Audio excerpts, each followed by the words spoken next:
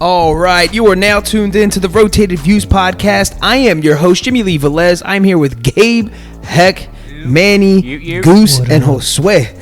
This is Image and Sound. In this episode, we had special guest, Josue Lora. We cover topics that range from movie industry, filmmaking, music, creative processes, and much more. We wrap the episode up with quotes by Robert Altman and Chris Evans. Guys, if you're new, thank you for joining us. Don't forget to download and subscribe. We drop a new episode every Tuesday morning for your listening pleasure. Kicking things off, man of the hour, Josue, thank you for joining us, man. I appreciate you coming through. We are here at 105 Market Street, Bristol, PA, at Miguel's Riverside Barbershop. So, for those of you who do not know, I had a video out that we put out called Try Harder. And the man sitting to my left put this bad boy together very quickly under very tight timeline, and he made it happen. So for those of us who do not know who you are, let us know who you are and what you do. Hey, what's up, man? Well, first, thanks for having me. Absolutely. And it's a really nice barbershop we're in. So my name is Josue Lora. I'm a filmmaker, and I'm also a hip-hop artist. Nice. All right, so how did you get into the whole filmmaking thing? Did it collide with the hip-hop scene, or how'd that all work out for you? I was 15, and I got, like, my first job, and my first paycheck was, like, $500, and I went out and bought a Canon. Yeah. And my mom never let me out the house. Like, I lived in the Dominican Republic, and I moved here when I was 8. So until I was about 16, she literally didn't let me out the house. So I would just watch HBO all day, literally, like 10 hours if I was home all day. Wow. And MTV. So I was like fascinated by very cinematic music videos. Nice. Like I would dissect them. I would look at them. I would literally, it would be like my pastime. Yeah. And then I loved music. So when I was like 16, 15, I got like my first camera, and I just wanted to film, and I wanted to make my own music video, and I didn't have the money to pay anyone because the people that were charging were like either expensive or they sucked. Yeah. And I thought I could do it better. And I was like really picky because I grew up watching like these really high-end like videos like since I was a little kid. Right. And I think actually it started with my uncle. Now that I like really like put it into perspective. Yeah. My uncle could watch a movie like once and he'll know the words. Oh wow. Like he knows every word to Castaway, like line by line. Oh, that's crazy. Yeah, my uncle's like 42, and he sits there and he watches Shark Tale, Shrek, all this shit. Yeah, he's like a big kid, and he knows it word by word because in Dominican Republic there was like, all right, well, what are we gonna do? Like, there's cable. Yeah. So I grew up with them until I was 8. So I think like I got my start with him, and then when I was at home, I just would watch, I guess, movies, HBO. Like I watch everything on HBO and MTV. So yeah, that's how I got my start, and then I wanted to create my own music videos. So when you were 15, what was your first video? What did you first put together? I put a music video together for like my best friend. Okay. And we're still like really good business partners now and friends. The video sucked. It still it sucked, but it was like it had the look I wanted, like the colors, because I always like was fascinated with colors. Okay. So I managed to get like the exact color I wanted, and to this day I still like the color. Really? Meanwhile, this dude put a black and white video for me. That's too good. That's awesome. So it kind of collided together then, right? So you're hip hop artist. Were you rapping, singing? What were you doing, or what were you attempting to do? Well, I rap. Okay. When people hear that, there's like always like, oh, okay. But everything's in Spanish, and I'm actually working on my second album. Nice. Oh, nice. Yeah, and I'm actually really excited for it. I have like a bunch of really cool people working with me on it. Yeah. And I'm doing like a small tour through Central America. Wow. That's dope. That's cool. So what is your like creative process? What does that look like? If you're sitting down putting music together, when you're rapping, do you have to hear a beat? Do you put the whole, the lyrics first, and then like what's your process with that? Or do you just have like a story that you want to tell? I really just write, to be honest. Like, again, since my mom never let me out, I would just write a lot. You molded him. No, it was cool. Like, I didn't mind it. Right, it's not like my house was a dungeon or nothing. But I would write a lot.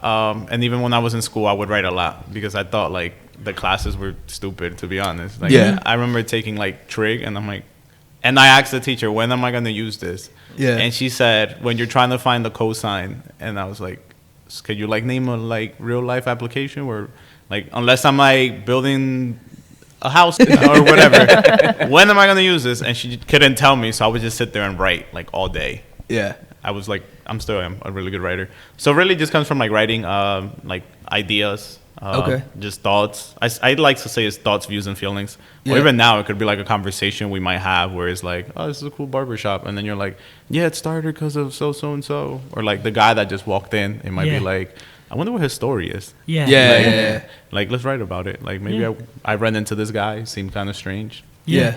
So yeah, it's just about thoughts, views, and feelings. Yeah. So I just start writing, and then after that, I try to find music. I'll get people in to come play, arrange stuff. I'll work with different producers. As far as filming, it's really a feel, like the colors. Mainly, I think of colors. Okay. When I think of film, like with you, I asked you, what look did you want, and you said black and white, and I'm okay, so kind of dark, inspirational, and then from there I start like looking at other videos, kind of like for inspiration or just to see what worked for them and what could possibly work for me. But yeah, I mainly start with like colors because I think colors like represent a feeling, and then from there I just start piecing everything together and I write some more. Yeah. So how do you choose like the beats? I know you say you knew people. I know me going through the process of putting the motivational album together. Man, coming across beats is just wild. You either need to know somebody or you're gonna pay a grip for good stuff. I mean, you could pay real low end, money for some beats, but they're just not up to par. Well, I'll tell you about. I released one album and I'm working on my second one now. The first one, I worked on it for a long ass time, like all the way from when I was in high school until I graduated, and I was like my second year of college. Wow. That's when I released it.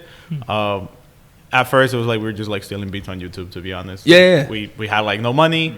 We didn't know what we were doing, and then we just kept meeting people through the works I was doing, like in the community. I just kept meeting people in Trenton, people that produced, people that played stuff. I did this one show. Like, I almost stopped doing the music stuff because I'm like, this is probably not going to make me any money. It's fun, but, like, I should start thinking career moves, which was, like, a dumb idea, to be honest. Yeah. So I went to Philly. I signed up for this competition called PHL Live. Okay. Like, I'm like, all right, whatever. I'll try it. Like, if nothing happens, like, within the next year, like, I'll just stop doing it and I'll just focus on film because I'm making money doing it. Yeah. So I actually got like selected as one of the finalists, and we didn't win, but I met this guy Rasan, which we're like really good friends now. Wow. This was 5 years ago, and he started like booking us for shows. Oh wow. So the catch to the competition was you needed to have like a live band, and I was like, where the hell am I get a live band? so I made like I talked to whoever I could, and we got together a band, and like. We kind of sucked, but that was like besides the point. Yeah. Like, no disrespect, guys. I love y'all. So we put it together, and then Rasan like started booking us for shows, and then we like kept getting better. And I'm like, why are you booking us for shows? Like you booked Calle 13 like last year. If you guys don't know who Calle 13 is, like 28-time Grammy Award winner. Yeah. Wow. So these were like the caliber of people he was working with, and he's like, oh, I like you guys. And I'm like, there's nothing I can offer you, bro. Like, I'm not bringing people to your shows. Like, the band isn't the tightest. We just threw this thing together. Yeah. And then he's like, no, like, I see something. And then after that, we just started, like, getting different arrangers. He actually connected us with a lot of people. Okay. We actually linked up with this guy from New York. Well, he's Dominican. His name is Ache. And he linked us up with some of his producers. And it's this one guy based out of Argentina. Okay. We just like I sent him like drafts of like all these beats I stole on YouTube, and I'm like, hey, we want something like this, and everything he sent was like perfect. Like, we loved it. Yeah. And he did everything, and this guy is like a genius. Like, he plays everything. He was just like, all right, what do you need? If you need me to rearrange it. And that's how we got through the first album. We kind of had to like almost produce it ourselves and play with different things. Okay. Except when we worked with him, he sent us everything like done. So we kind of like, I guess, had to like get our hands in production. It was like a bunch of YouTube tutorials. Okay. I love it. The new age teaching, right? YouTube. Yeah, and then this album, I've actually been working on it. I dropped my first album in 2016, and I'm dropping this one in May.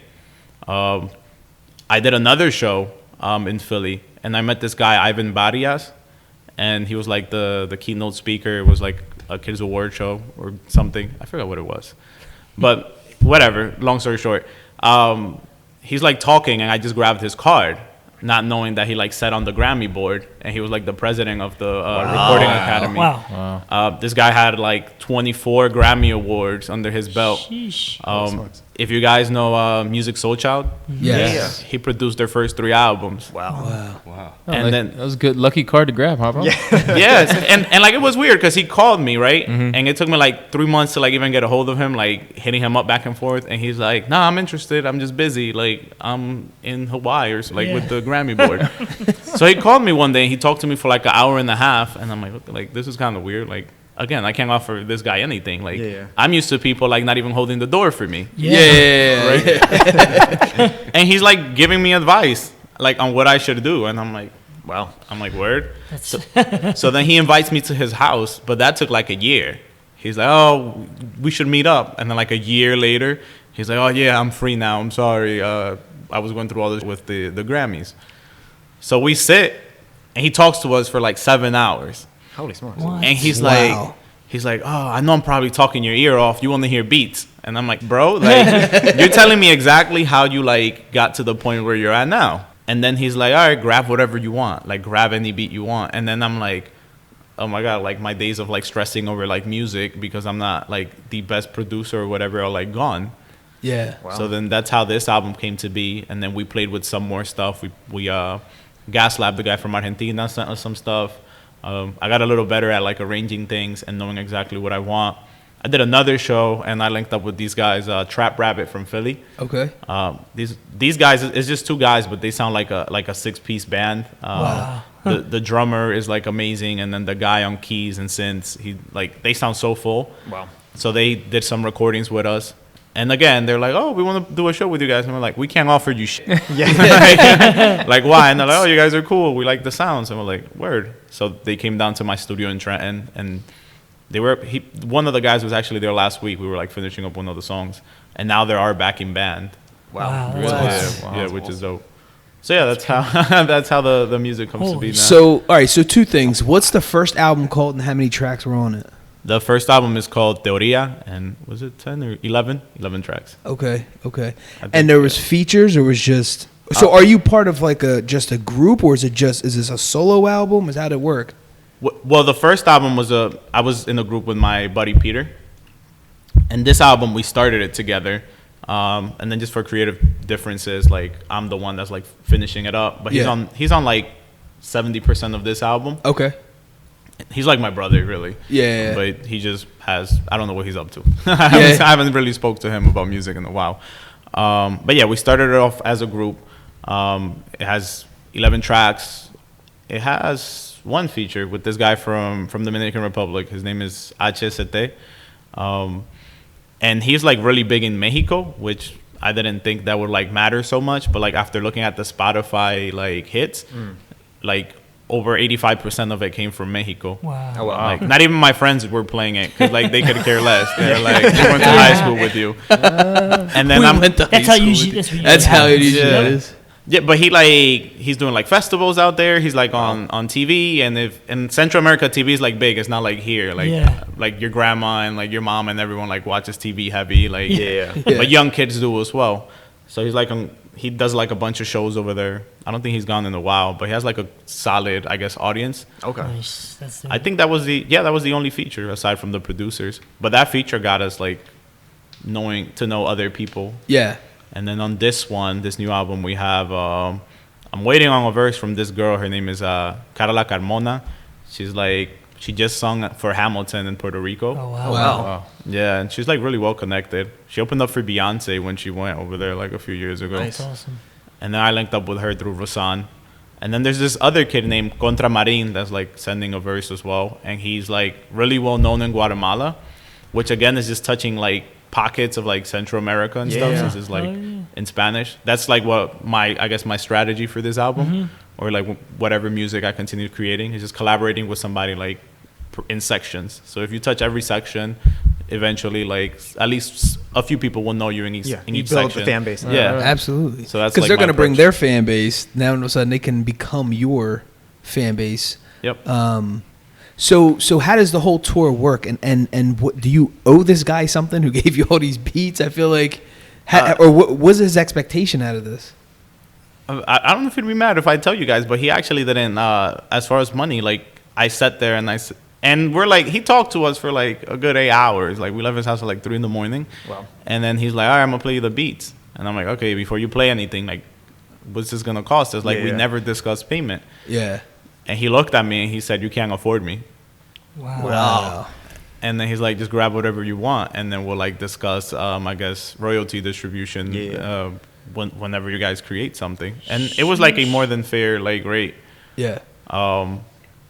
And I asked him why, and he's like, what you mean? And I'm like, again, like I'm used to people like not even holding the door open for me, Right. let alone like giving me things. And Yeah. he's like, well, we're Dominican, like I was you once. Yeah. And then he told me the story of how he came up. He would go to like beat conventions. Yeah. And he met DJ Jazzy Jeff. That was like his mentor in the 90s. That's And that's how he like got really good.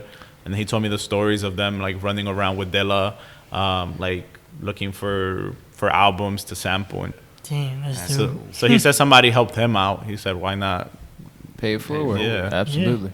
So you have a date on this bad boy, but you're still waiting for. How does that work? Is that like does that apply pressure on them? They're like, guys, you know what I mean? You got to send something my way. Well, I have a date for me. I don't. Okay. Ideally, like it's pretty open. But, Okay. but I feel like it's been so long, and it's like, you know, it's a timing thing. At least for me, I have a date. Like I want to release in May. Yeah. And I tell them if they send it or not, cool. If they don't send it for this album, we'll work on something in the future. But I have to keep it moving. So do you have plans for like music videos for this album? Because here's why I asked this. Well, obviously, because you're a filmmaker, but have you ever heard a song right on the radio or whatever? Then you saw the video and it totally destroyed what you had in your head. It could be both positive or negative, but just something most of the time for me kind of ruined it because I had like this like you know what I mean? I mean, as far as other people, like I don't think that's ever happened. Like I think of like my own video. I could probably like get images, but like that never really happened. Matter of fact, yeah, it happened once, and it happened with like the J. Cole. What's the last song he did? Not Middle Child, is it? Middle Child. Yeah. So he released like the video for Middle Child, and I thought it just didn't fit Okay. because I was envisioning like something like when I hear the song, I think of something else, but it's not like I was thinking of like a visual. Yeah. That was about it. As far as my own stuff, again, I think of colors first. Okay. Like sound has colors. Like even when like your mix engineer or your mastering engineer, they're like, okay, you in the bright? Is it dark? Yeah. So then that like helps me like put together whatever visual I'm trying to create. Yeah. Or even what I'm saying. Is it like a happy song? Is bright? Daylight? Is it dark? How dark? So is there a theme to this album, and what would you try to capture if you did a music video? Yeah. The name of the album is Morir Soñando, which translates into Die Dreaming, and it's also a really famous Dominican drink that a lot of people don't know about. So it was like a play on words, where it's like the cup is like either full or half empty because it's like the drink, which a lot of people are not gonna get. But it's also Morir Soñando, which is like Die Dreaming. It's kind of like almost like coming of age. Again, it's just stories of where I'm at or where I've been the last like 3 years, or where my buddy who's on most of the songs has been over the last few years. And it's hopefully people like them, hopefully they enjoy it, hopefully they get something from it. If not, at least they listen. So what's your goal for promoting and marketing? Do you have a strategy behind that? Now I know you said incorporating specific players into the album so you can go on this tour, or I don't know if you have the tour already planned. What's your strategy? Because a lot of this stuff is obviously homegrown and organic. Well, yeah. One is like collaborating with different people from different pockets in Central America. I actually missed one of the features. His name is Acento. He's like just featured on this guy's album. His name is Visitante, which is the producer for Calle 13. Oh, wow. Okay. So he released the album, and this was one of the features on there. And he's like, he does a lot of like films in DR, like really big films, which is like interesting. Yeah. Which is like bridging the gap between music and film again. And I'm like looking, I'm like, this guy does like a bunch of films over there, and he has like a solid audience. So I just hit him up on Instagram one day, and he like decided to do it. So I'm using that. I'm filming all the songs I have with people from different places. And then it's like social media marketing, the basics. But I'm more doing, I want to do as many shows as possible. Yeah. Just for like that interaction, just meeting people. I feel like that's still like the strongest way to, I guess, interact with people or sell your brand, if you will. Like absolutely. You could do social media all day, but if people haven't seen you, it's not going to be as strong of a connection. Sure. Mm-hmm. Yeah. Mm-hmm. Absolutely. Definitely. It's hilarious that you say that, and very important at the same time, because when we first started off with this show, we didn't have anybody. Nobody wanted to be on the show anyway, right? I wouldn't have want anyone on this show. It was a disaster, right? And we kind of went backwards where we were trying to push ourselves to be something, just to get recognized. We didn't know. It was our first time in the industry. We're just trying to figure it all out. And to reverse the roles, here we are, 138 episodes 3 years later. Congrats. Yeah, thank you. And now we have, like we said, we've had guests for 6 months straight now, right? And now it's picking up on a whole other level where we're getting invited to events. We're getting invited to like their businesses, their things that they got going on, and the connections that we're making is wild, right? At first, I'm like, did we do this backwards? Yeah. But we didn't. No one was going to listen to us regardless. I mean, we had our cousins and our friends listen to it, like, great show. Yeah. We talked about nothing. But I find it more fascinating and interesting touching base when we have a guest. It's kind of like you're putting your face out there. That's huge for anyone, trying to get started in any industry, is making those connections. But the other thing is you had the guts to reach out to people. You had to reach out, shake a hand or grab a business card or meet up with somebody or stay communicating with someone who didn't hit you up for a whole year or whatever it was, go to his house in a whole year. Mm-hmm. And it got you, how many tracks again is on this one? This one would be 10. So 10 whole, and we know how much Beats costs now. Yeah. Very no offense, but I mean, for what we could afford Beats. So I know these can be, if you're getting like a Kanye went from like a whole $1,000 to his Beats at $250,000 now. It's like I don't even know how you even range that at all, or how do you even put value on that? It's just wild. But just seeing the development, what lessons do you think you learned from that first album that you're going to apply to this one? I think the biggest lesson would be like timing. Yeah. I lost a lot of I've gained a lot, and for me to be 24, I've done a lot. Not to sound like braggy or whatever. But it's I'm awesome. Nah, not really. I found myself talking to somebody for visual work, and then she asked me what have you done, and then we talked for 40 minutes, and then she's like, you've done a lot, and I'm like, oh shit, I have. I think time.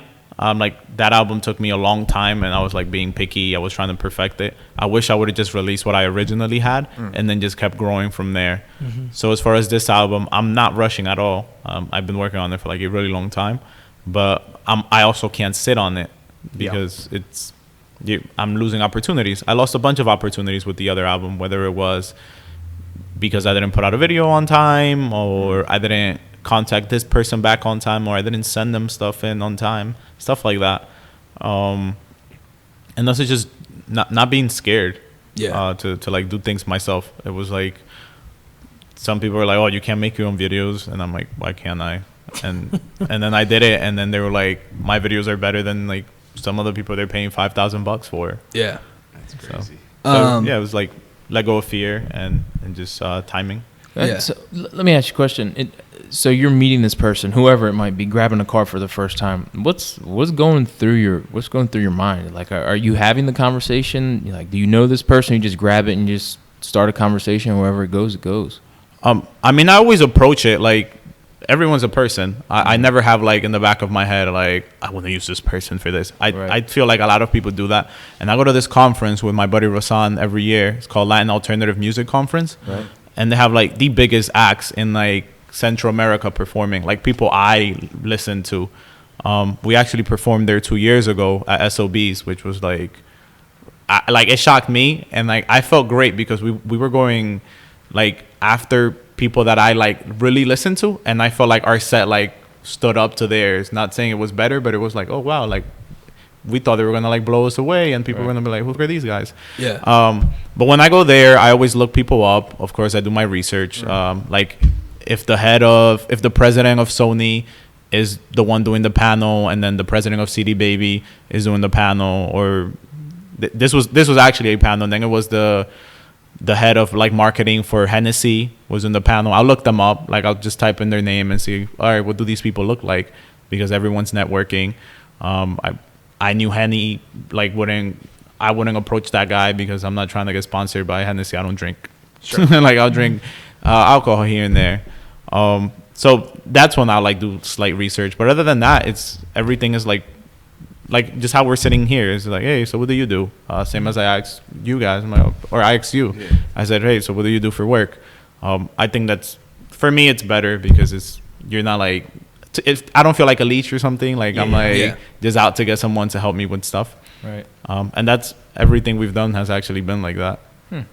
So I know me and you had a conversation when we were shooting my video, and we're talking about, you just asked my brother like what he does for work. You talked about that time where you made the jump from doing filmmaking and music full time. Can you talk about that time? And it was a little of a mention of your friends not kind of following suit, and you're just like, why not, kind of thing. It's actually it's a year now. It was like a year and 1 month now. I hated my job. It was like stressful. I was like barely making any money. Yeah. I was making a lot of money filming. I wasn't making the same amount there. And that was I was actually losing money filming because I had to be there. Mm-hmm. So after a while, it was just like I would call out whenever, and they're like, "You can't call out," and I'm like, "I'm not asking you." So it's like I'm not coming in. I'm telling you so you could get somebody, and they didn't like that. So it was like, oh, how did that feel? Like, how did that feel when you just finally was like, you know what, forget it? Actually, I got like really mad at like one of the supervisors. I was like extremely like aggravated. And I found myself saying like some not really nice things, which I've never really done. I've never like approached anybody like with like that much anger. And then I went home and I was like, yo, did I just curse this guy out? Like this guy was like a police chief, whatever. Yeah. not that that's like anything, but I felt like I disrespected him. Sure. Right.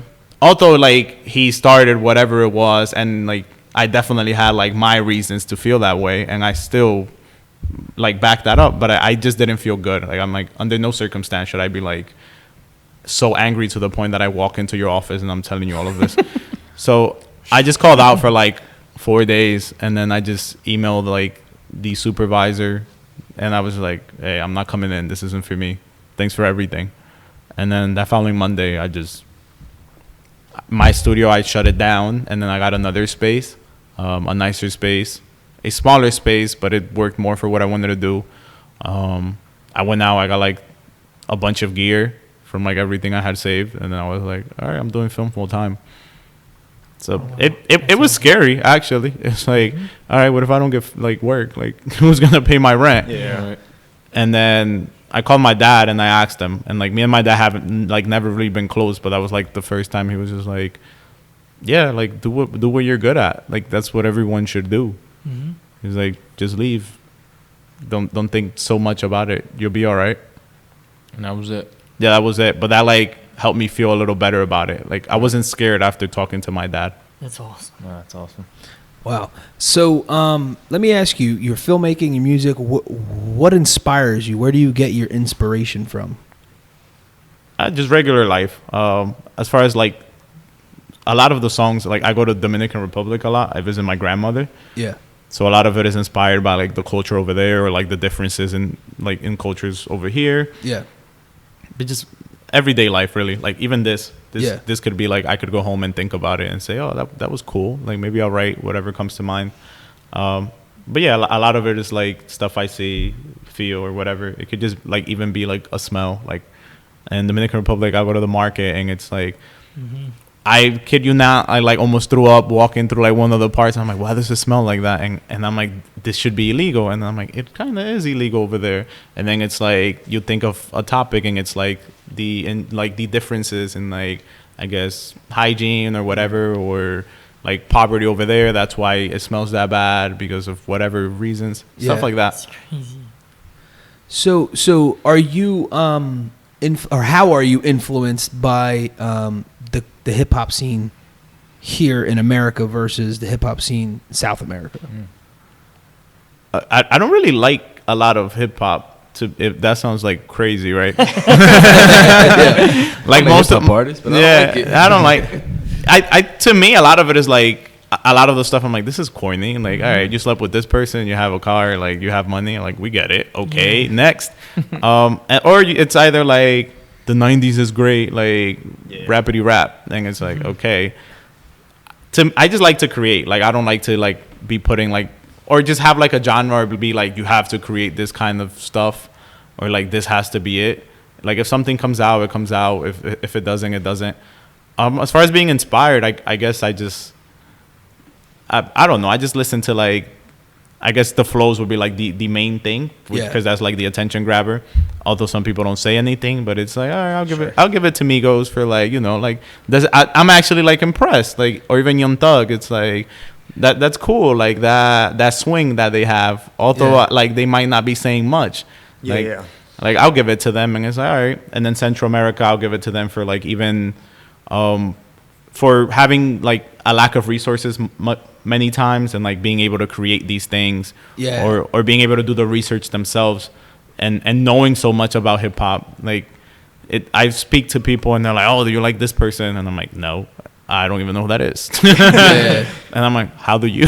Like, so I think I'm just inspired by like just the ambition that everybody has, and their different, I guess, what everyone could bring to the table without like judging everything. I love it. That's the Rotated Views podcast. Literally. So was there like a big name in South America or Dominican Republic specifically that everyone just rocked out to? Like, historically speaking, in the States, you could just say, obviously, you get the Biggie, the Tupac. Was there like a big name like that everyone's like, yo, he's the man? As far as hip hop or just music? Either or. Yeah, I like to think. I like to think of just music. Like I don't ever like to like put like the box on like when people ask like what kind of music, and I'll tell them like Julieta Venegas. That's what I'm listening to. They're like, who? And it's like, but I think the man would be Juan Luis Guerra. Like if somebody comes to mind, I think he's like pretty. He actually released an album with he produced this guy's album. Vicente Garcia is like the guy that was like under his wing. Okay. And I was like super excited because I filmed him like 2 years ago. No way. Wow. Yeah, and I was like, yo, I love this album. And then my buddy Rasan, he's like, oh, I'm booking him. We're gonna start a series called Image and Sound, where we're gonna interview all these artists I'm bringing. Nice. And like through that, I've been meeting like huge artists that I like love, and I'm like, this is crazy. Yeah. And every time I'm like, someone pinch me. But yeah, I would say Juan Luis Guerra. Yeah, by far.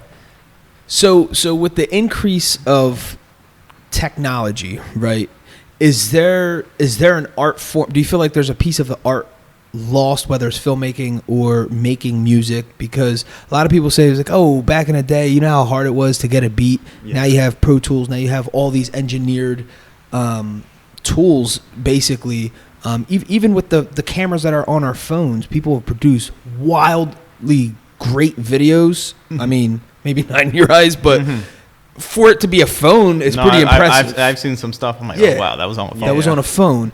So do you think that dilutes it, or that brings a little bit more, a little bit more to the table? I don't think it added or took away. I think it's just a different form of like creating. Like as things evolve, we're always going to have different tools. Yeah. Mm-hmm. Some people like to say, oh, this is cheating or whatever. If you think it's cheating, don't do it. Like leave it for somebody else. Does that make it easier for like somebody to get into it quicker?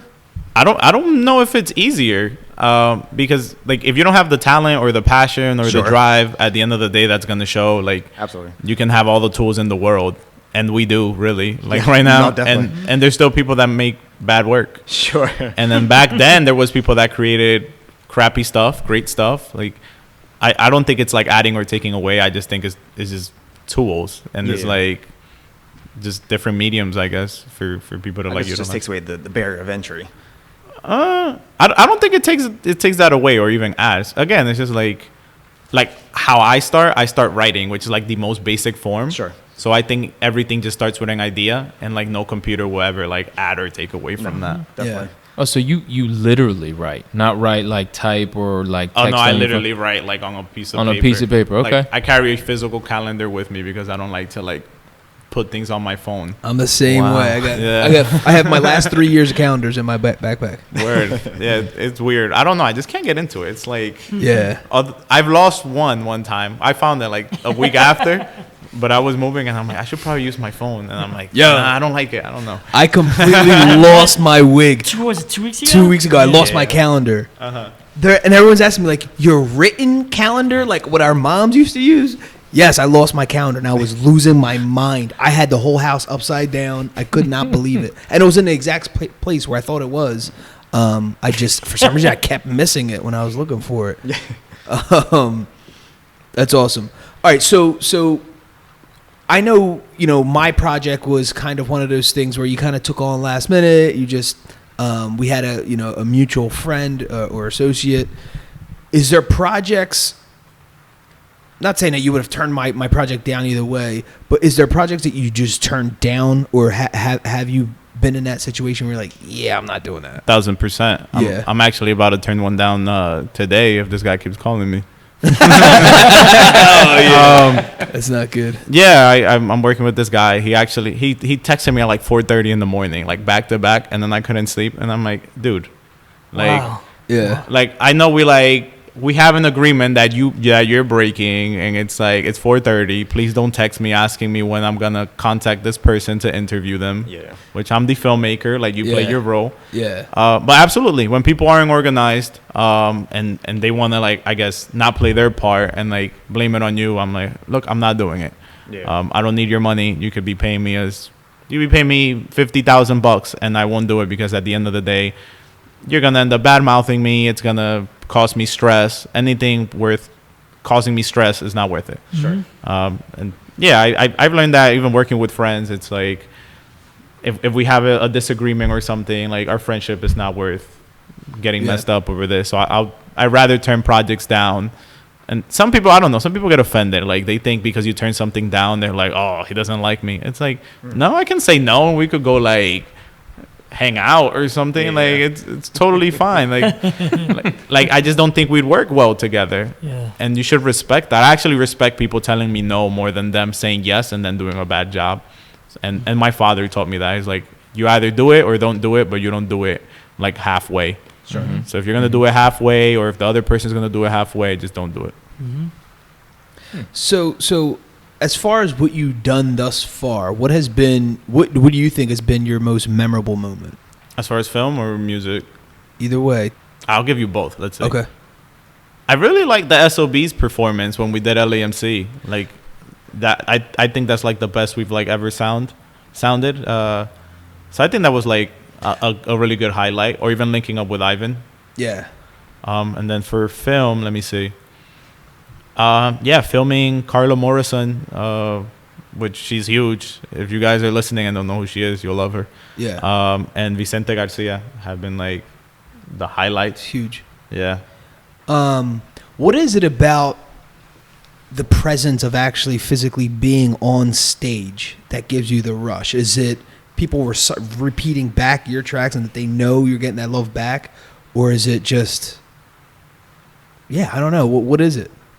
What do you think it is? I guess to me it's just showing people like exactly like giving them a piece of you and who you are, because I feel like, and I'm guilty of it too. A lot of times we like to create these whatever assumptions about people. We want like homie over here told me, he's like, oh, I work IT, and I'm like, oh, this guy probably like is into computers. He goes home, he's on his computer, right? Yeah. Like these are like stigmas. And I think like when you're performing and like you're giving people your art, that's kind of gone, because hey, I'm giving you this, like this is the purest form I could say this is me.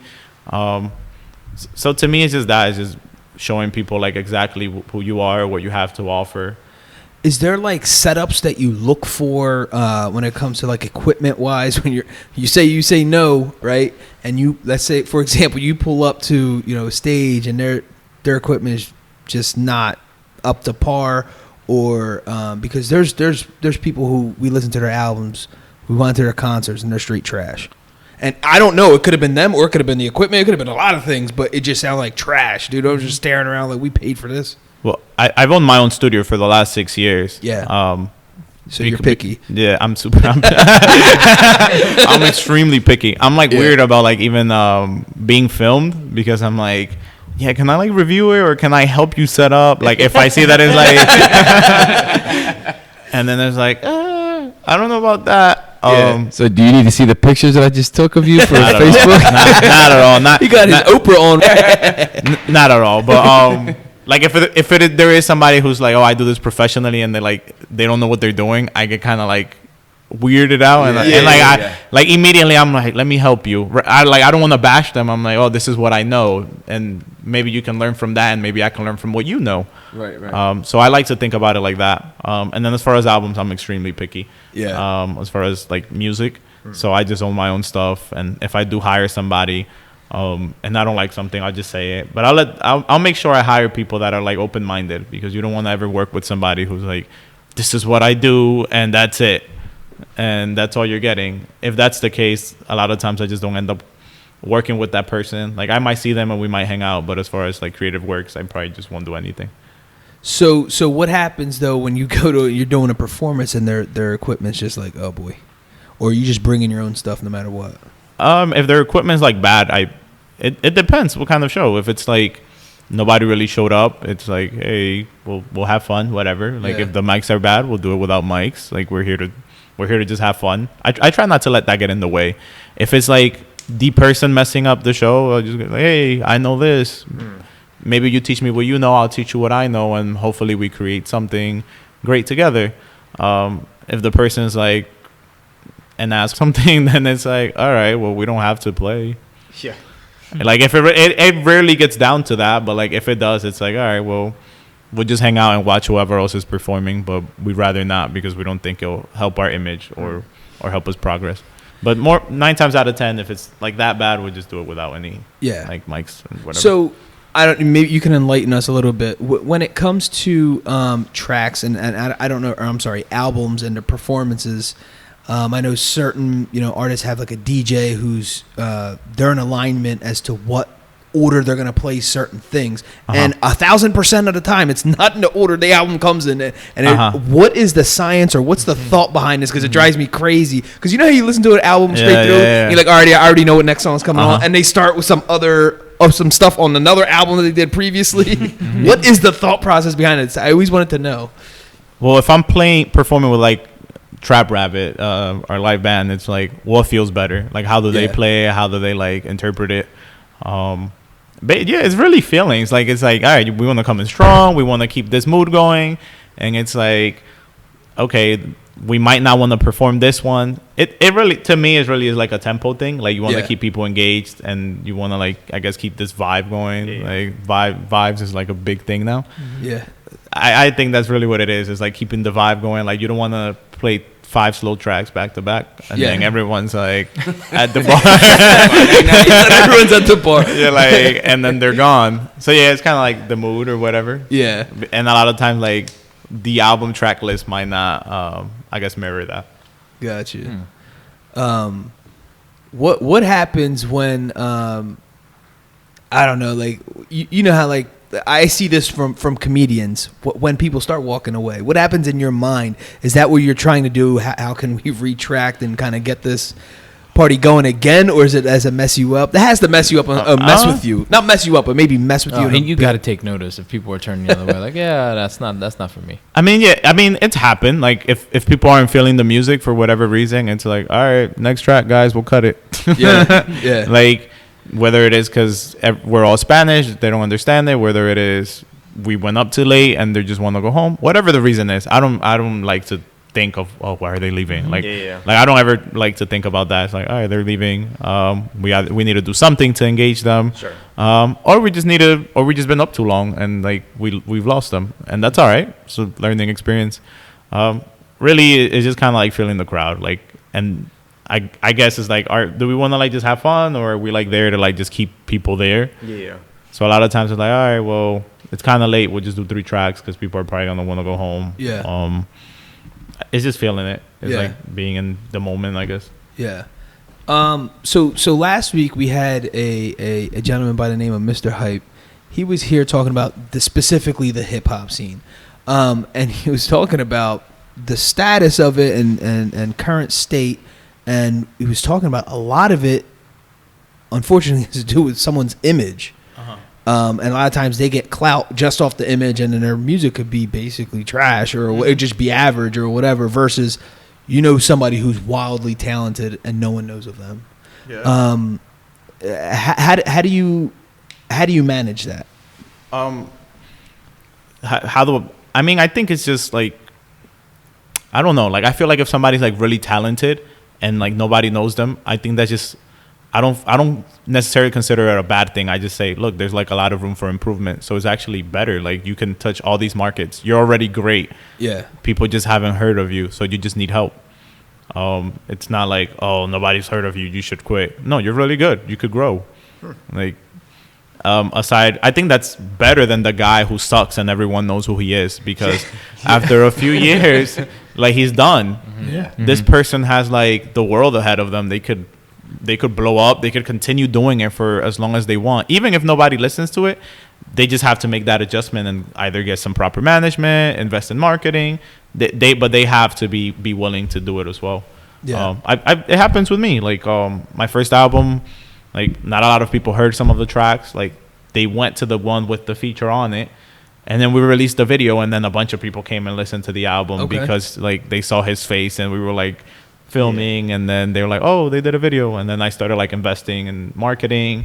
I started going to the Latin Alternative Music Conference. I started emailing people, stuff like that. Yeah. But then I would I'll be filming, and I'm like in Quad Studios. I'm not gonna say the guy's name, but it's like this guy's like basically like a clown. Like, he's like the social media hype, everything that's going on. Yeah. Like, this is him. Like, he's on stage with Soulja Boy doing like the Soulja Boy clownery. And then it's like, you see him like getting jumped. Like, he just got out of jail, all this shit. Yeah. But the music is garbage, right? Yeah. But he has like 1.2 million followers, signed to whatever Epic Records. But the music is garbage. Yeah. I was like, all right, I'm doing something right. Like, this guy, after 5 years, he's either gonna, like J. Cole said, be on Love and Hip Hop, or like something's gonna happen. I hope it doesn't. I hope he like grows up or whatever. But yeah, I'd rather take the guy that nobody knows who he is and makes great music, or the girl, rather than the guy who's like huge and like the Blueface guy. Yeah. Or like in comparison to who's like up and coming. Vince Staples is like pretty big, but like not as many people know who Vince Staples is, I guess, in comparison. Or like Vince Staples never had a song as big as Tatiana. Sure. Yeah. But I'll take Vince Staples any day over like any Vince Staples song over that guy's song, because Vince Staples could continue to grow. Yeah. He might grow some more, but at one point it's gonna come down. Yeah. And like everyone knows it. Same as like 6ix9ine. As much as like you might like him or whatever, or not like him, is like you knew at one point like his music was just gonna do this. Yeah. Even if you liked it. Unfortunately. Yeah. Unfortunately.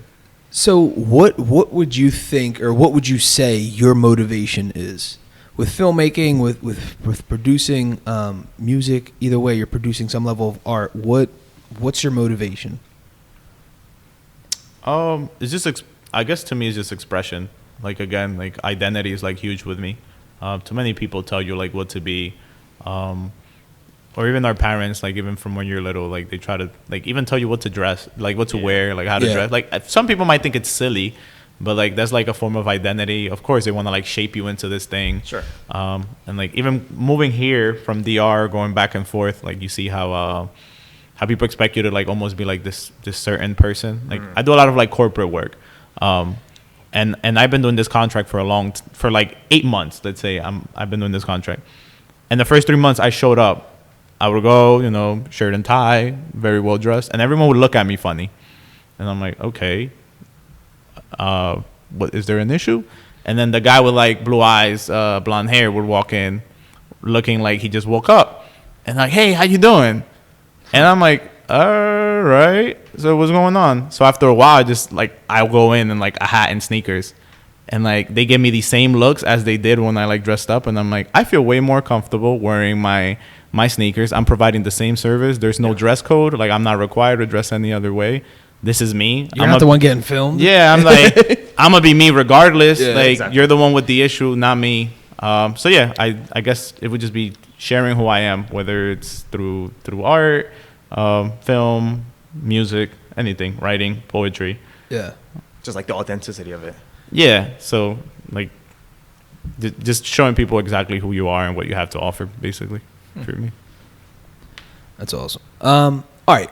In parting words or a parting question, what's your recommendation to anyone trying to jump into the movie or filmmaking industry or the music industry who's young? It's this 15-year-old you. If you could say something to you at that age, what would you say now, whatever it is, 8 years later?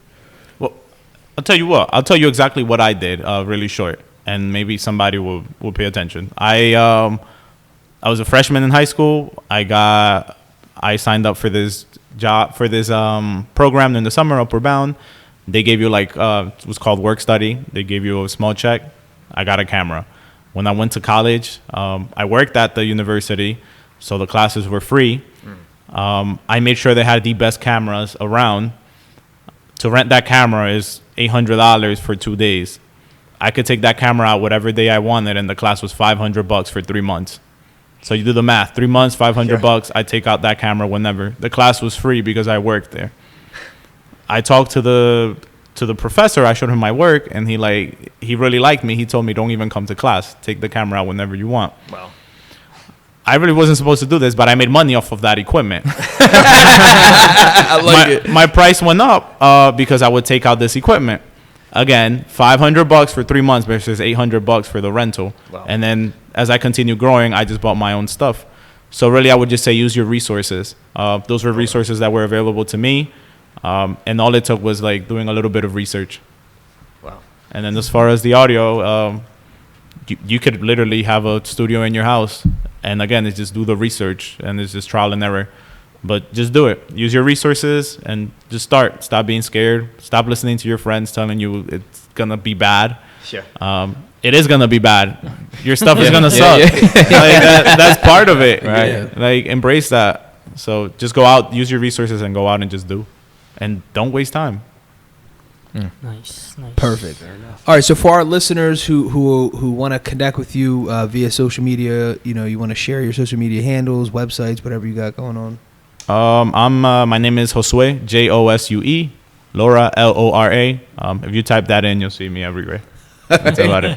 Fair enough. All right, we'll wrap this bad boy up with 2 quotes. The first one's by Robert Altman. Filmmaking is a chance to live many lifetimes.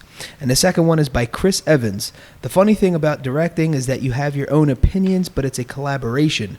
Directing is a group effort. Even though you might think something works, the smartest thing you can do as a director is try and weigh the opinions of the people around you. All right, so there you have it, folks. Image and sound. In this episode, we had special guest Josue Lora. We covered topics that range from movie industry, filmmaking, music, creative processes, and much more. We wrapped the episode up with quotes by Robert Altman and Chris Evans. Awesome. Guys, thanks again for joining us. The Rotated Views podcast was produced for self-development purposes. Huge shout out to our sponsors. This episode is brought to you by the Blessed Lifestyle brand. That is BL3SSED.com. Also sponsored by The Motivation Files Unleashed. This motivational mixtape will be your fuel for success. Available on all platforms. Guys, don't forget to visit the website, JimmyLeeVelez.com. Follow us on Facebook and Instagram at Rotated Views. If you have any inquiries or questions, email us at info@JimmyLeeVelez.com. On behalf of myself and the rest of the crew, we wish you massive success. Stay blessed.